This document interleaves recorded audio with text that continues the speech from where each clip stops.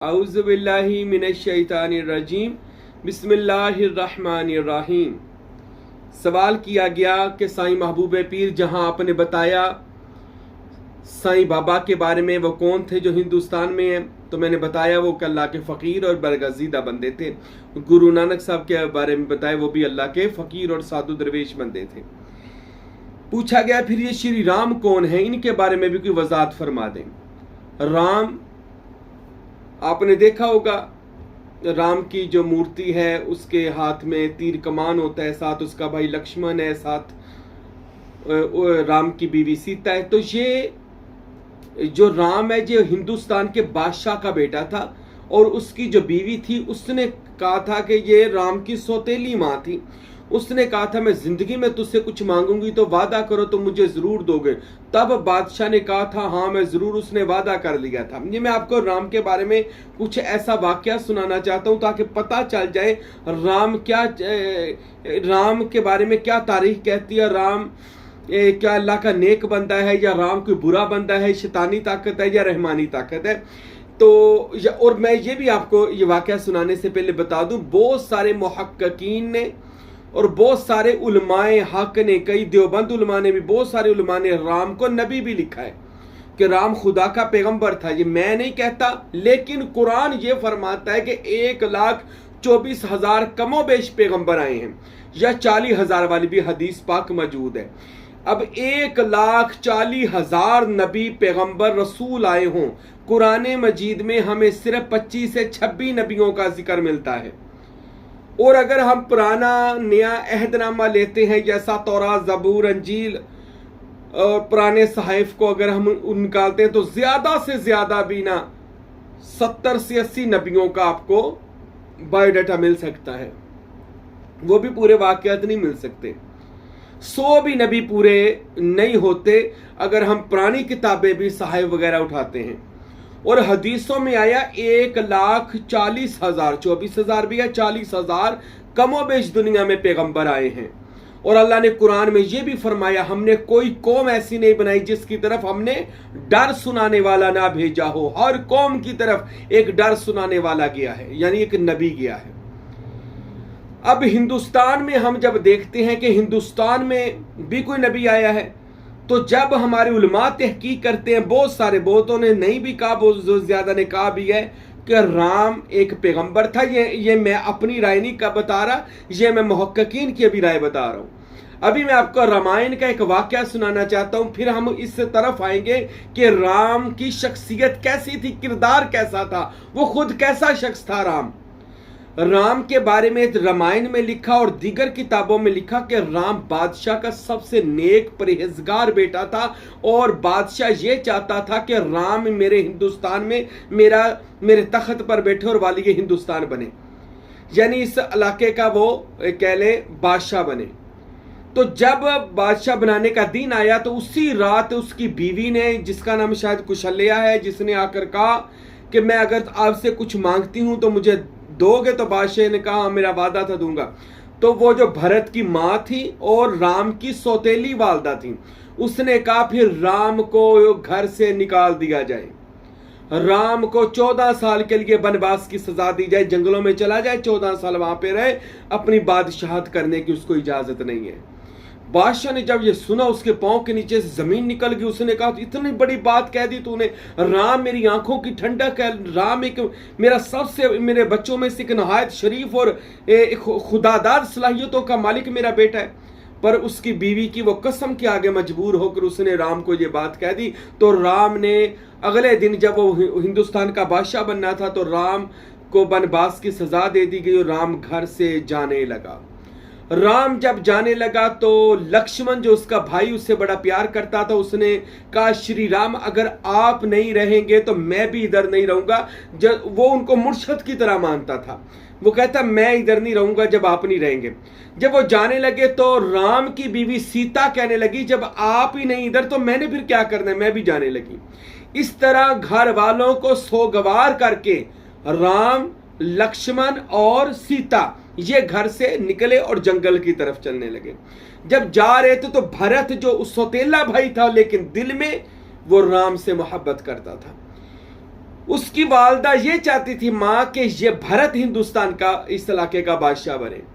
तो उसने श्री राम को कहा कि अपना जोड़े, मुझे जूती मैं आपकी लेना चाहता हूं। तो उसने श्री राम का एक जोड़ा रख लिया और उसने 14 साल हुकूमत की भरत ने, लेकिन तख्त पर नहीं बैठता था। तख्त के नीचे एक पट्टी या एक ऊंची सी जगह बनाई, थड़ी बनवाई, उसके ऊपर राम की जूती को रख दिया और 14 साल हिंदुस्तान पर राम की जूती ने हुकूमत की।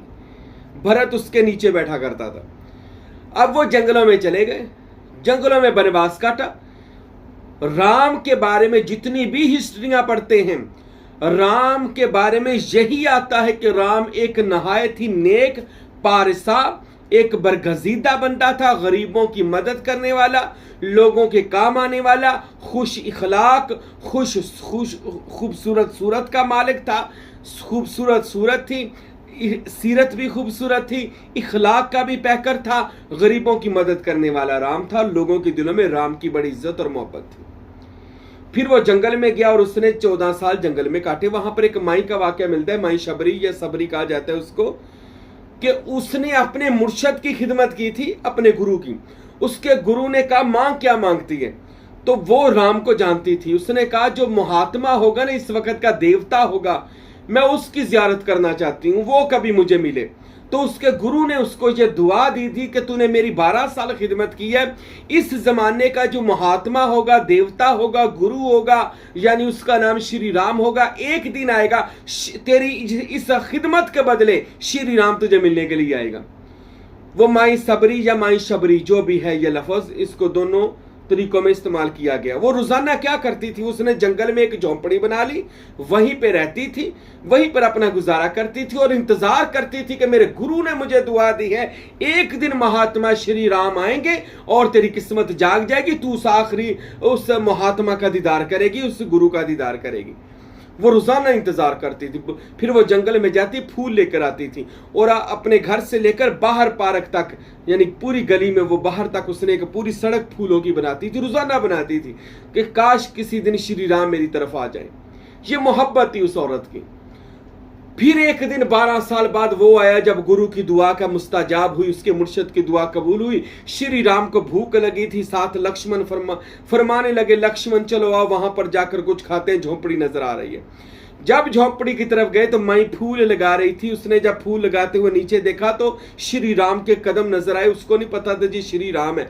वो फूल लगा रही थी, कहने लगी ये फूल खराब ना करो, ये मैं उस महात्मा के लिए लगा रही हूँ, उस श्री राम के लिए लगा रही हूं कि कभी वो मेरे घर में आएगा और मेरी किस्मत जाग जाएगी। तो श्री राम ने कहा माई फिर अपना सर उठाकर देख देख, श्री राम आज तेरे घर आ गया है। जब देखा तो श्री राम साथ फरमाई ये लक्ष्मण है।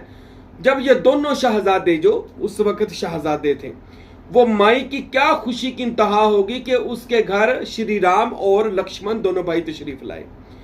अब वो माई ने क्या किया, उनको अच्छी जगह पर बैठाया, चादर बिछाई। उसके पास तो कोई चीज अच्छी ना थी, चादर बिछाई, बैठाया उनको और उनके लिए बेर लेकर आई, छाबे में डालकर एक बर्तन में बेर लेकर आई। अब वो माई कहती है आपको भूख लगी है, मेरे पास तो बस बेर है। तो वो माई क्या कर रही थी, बेर को मुंह में डालती थी और थोड़ा सा बेर चबाती थी, देखती थी ये खट्टा तो नहीं है, फिर राम को देती थी, ये ले राम खा ले। और वो राम के साथ पांव दबा रही थी, साथ खिदमत कर रही थी। तो वो लक्ष्मण के दिल में आया कि राम जूठे बेर खाई जा रहा है। अब राम के अंदर तो वो खुदादाद सलाहियत और नेक सीरत बंदा छुपा हुआ था जो किसी से नफरत करने वाला नहीं था।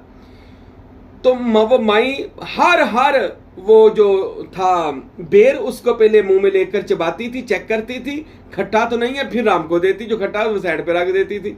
और राम वो बड़े शौक से खा रहे थे और साथ वो लक्ष्मण को कहती आप भी खाएं। तो लक्ष्मण ने लिया पर खाया नहीं, साइड पे रख दिया कि ये जूठा बेर है।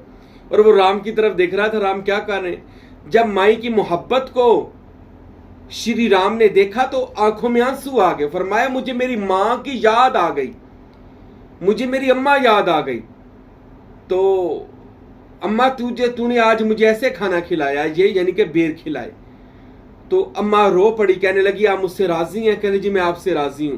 मांग क्या मांग रहे? तो उसने कहा कि श्री राम जब आप स्वर्ग में जाएं और आपकी सवारी स्वर्ग में यानी जन्नत में जाए तो श्री राम साथ मुझे भी लेते जाइएगा।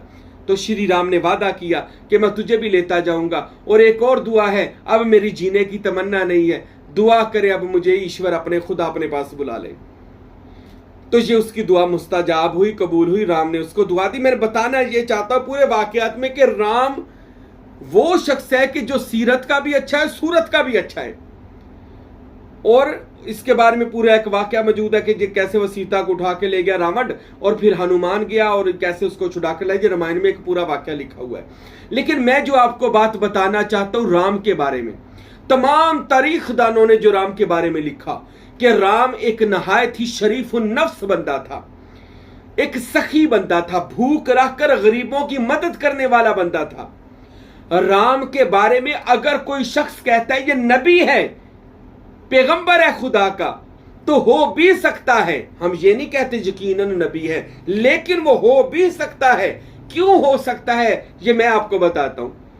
ये हो क्यों सकता है इसके बारे में रामायण किताबों में लिखा और दीगर किताबों में लिखा। अब तो उन्होंने थोड़ा चेंज कर दिया, लेकिन वो पुरानी अगर आप रामायण पढ़ेंगे तो उसमें आपको 50 साल या 100 साल पुरानी रामायण, वो उसमें आपको ये सब कुछ मिल जाएगा जो राम ने कहा।